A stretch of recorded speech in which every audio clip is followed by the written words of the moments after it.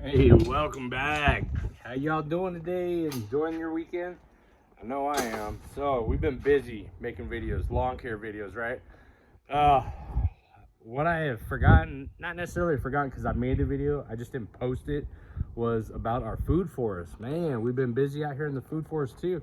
So you guys can see, I just want to give you a quick tour, let you guys know that here in West Texas, even though it's a desert environment, you can still grow some freaking fruit and vegetables. We do it every single year.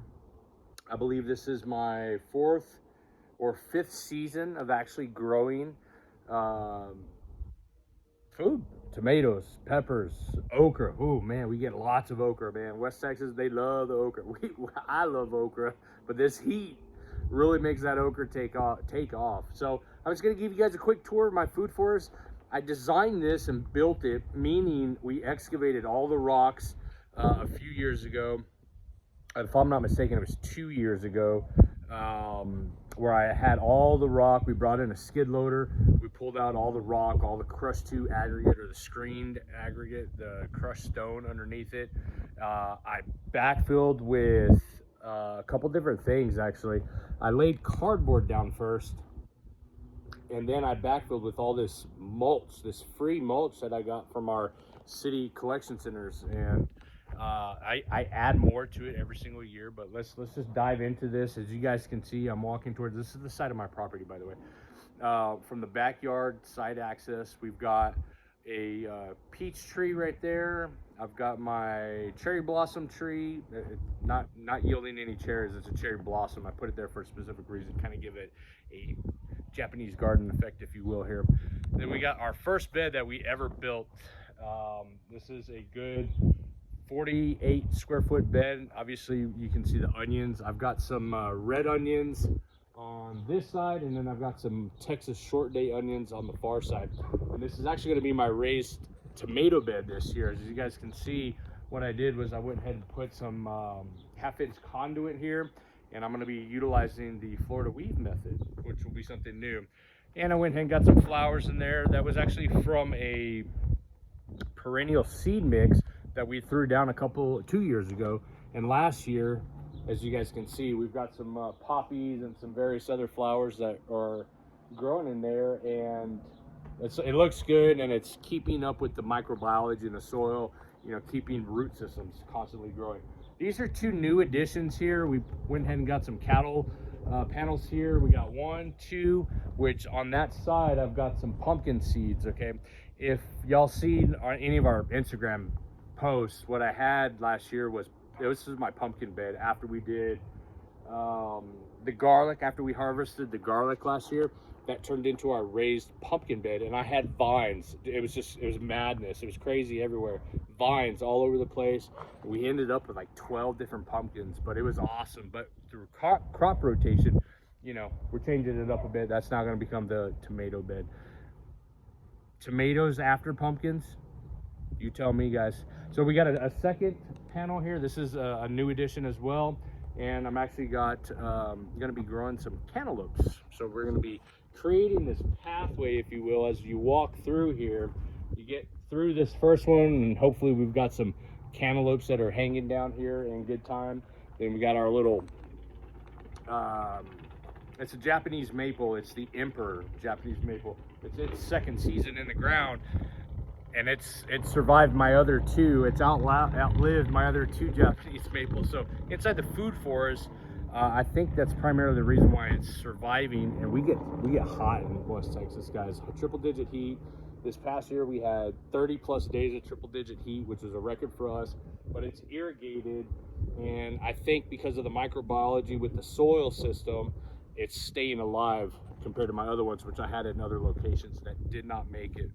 In the backyard, though, I did get another blood good Japanese maple, and so far so good, but that heat is just smoking it. So I've got it underneath a random tree back there. But anyways, going on to our bed. So we got 2 more raised beds here.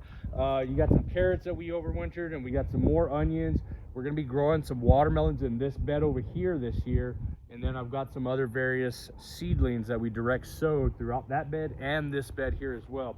Obviously, more onions. I've got pickles, which is what we're going to be using this vine here, cucumbers and pickles. And then I've got some radishes, and then I think I've got some volunteer okra that are growing back from last season back in this bed. And so this is actually going to become our pepper bed this year. Last year was this one. We bumped it down to this one. So we've got cucumbers and peppers and onions inside of that bed. We got three more beds, I'm sorry. As you guys can see behind me, again, I put onions everywhere because my goal this year was to try to deter pests. Got a huge ant problem, and I'm not sure how well ants are gonna do, or how the onions are gonna do in battling the ant problem I have. But we're gonna give it a go. Herbs, garlic, onion. These are some things. There's garlic in here too, guys. We do have on the outskirts of these beds, there's garlic, and then there's onions on the inside. And then you guys can see we've got some purple kale. This is grown from last season. We just left it here, this one and that one, and they're massive plants right now, as you guys can see, and they just keep producing. And you can see they've gone to flower, which is okay. I'm not worried about it. Normally when they bolt, it's because of the spring temperature increase. And these are older plants too, so we've just been harvesting as we go. We've eaten a lot of purple kale, guys. But I've got various things in here too. There's everything from radishes to more carrots, and I've actually got some dill growing in there as well. Dill's a good pest deterrent. And let's talk about our trees, or should I let's finalize it up with the beds. We got this one middle bed here. Again, some flowers came back. This was last year's tomato bed. As you can see, I've got the drop and lean method here for the trellising system. And I've got a volunteer tomato that came back on its own in the corner there. That was actually, if I'm not mistaken, a Chadwick cherry tomato. So we're gonna let it do its thing. I might transplant it, because what I have planned for this is to turn that into our sweet potato bed for this springtime. I've got sweet potatoes on the way, and if y'all stay tuned, I'll show you how I plant the sweet potatoes. I've got 2 different varieties we're going to be putting in this bed. In the bed way up here, this was our sweet potato bed last year. We got a phenomenal harvest of sweet potatoes. But as you guys can see, more onion and garlic inside this bed this year. As you guys can see, the seedlings down in there, direct sowed, summer and winter squash, and I've got some more okra growing in here. Less okra than the past years, but we got some more okra. Now let's talk about our trees real quick. I don't want to take too much of your time anymore, but we're gonna go down towards street level. Right behind me here, this is my Williams Pride apple. This is the 2nd season for all these trees in the ground. If I'm not mistaken, it's the 2nd. It might be the 3rd. God, off the top of my head, I think it's the 3rd season. I take that back. 3rd season in the ground, Williams Pride apple. It's true what they say. By the 3rd to 4th year, your harvest is bountiful, if you will, okay? Last year, there was 3 or 4 apples that grew on here, but I plucked them because I was really focused on root development. And these are obviously buried in the soil system here, but I just pulled them to redirect that energy instead of producing fruit. Last year, we were just focusing on developing root. So this is a Williams Pride apple. It did produce fruit last year. Typically your Williams Pride are self-fertile, but they sometimes, to get a better harvest, you need additional plants. Right here is my Vandalay cherry tree. And check this out, guys. And I didn't notice this until this morning, but underneath here, look at these. We've actually got some cherries that are growing, and I'm really excited about this because, again, this is the 3rd year that these trees have been in the ground, and these cherries, they're there. I'm hoping those are cherries. No, they are. That's a Vandalay cherry. Doesn't need a pollinator. It's self-fertile, guys. I've only got 1 cherry tree. And then down here, we've got our Tex King peach. Okay, this is a low chill hour peach. And we've got massive fruits already on here. Earlier during this year, I went ahead and I pulled off a good amount of the actual peaches that were growing here. We had doubling effect. That's where 2 peaches grow right next to each other. So we got rid of those, and then I space out each one of these peaches every 6 inches. Okay, so some are a little closer than others. Like right here, for example, we've got one, and then 3 inches away there's another. But on some of these, a majority of these, what I like to do is go every 6 inches. Here's one, and then here's another one.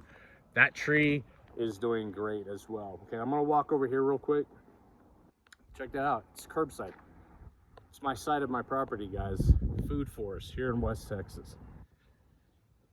I do have irrigation. I channeled irrigation. There was already irrigation installed in this front yard for this rose bush and a couple planters right behind me. What I did though is I piped off of this irrigation head. You can see the valve box there. I piped off of it and ran it. I actually channeled irrigation PVC underneath my driveway to run flex tube to the food forest. And then I've got different flex tubes ran throughout. There's a main line, and then there's the little 1/4 inch hose throughout. This is my European pear tree right behind me. This is, again, 3rd year. This guy was just a little whip when we got it. One little stick, one little branch, and it started to do its thing. I'm leaving that one alone because, you know, it is what it is. It's short and there's nothing producing. But another one that I'm really excited about is this guy right here. This is my European plum tree right here. And as you guys can see right there, we've already got some plums that are doing their thing. Look at this guy right here. You see it right behind this leaf? I've never grown plums before, but they're growing in West Texas here in El Paso. This is an open center. At some point in time, there was no branch here, and it's got this space, but I've kept this open center right here, cut out all the interiors. I do a early spring pruning, and then I do a fall pruning.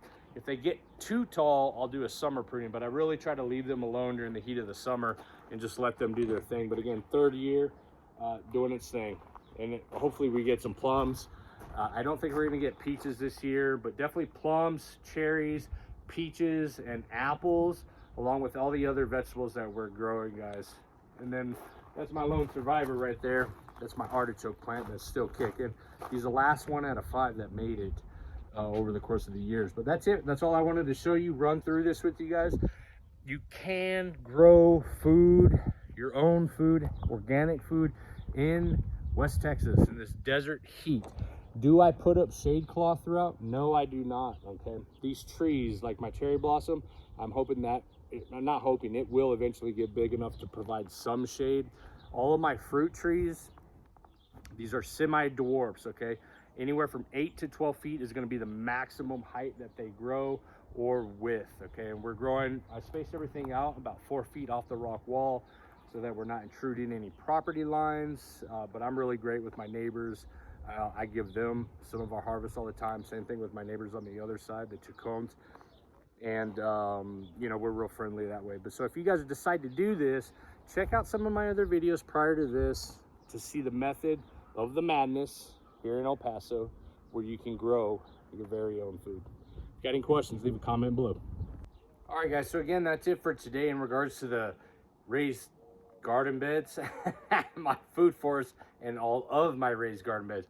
But I did want to mention one last thing. If you haven't already, guys, definitely get a soil test done, okay? If you guys follow my lawn care videos, we're advocates of lawn soil tests, okay? You can do the same thing for all your raised beds as well.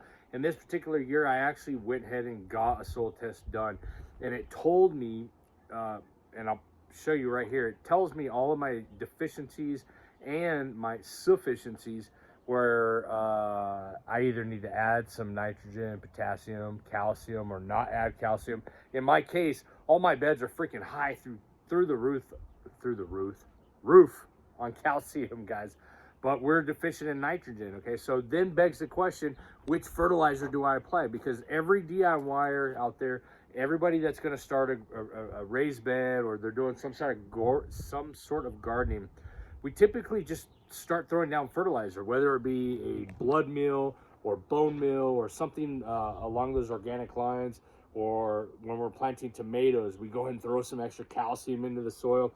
Sometimes you just may not need it because the soils already have sufficient, in my case, calcium through the roof.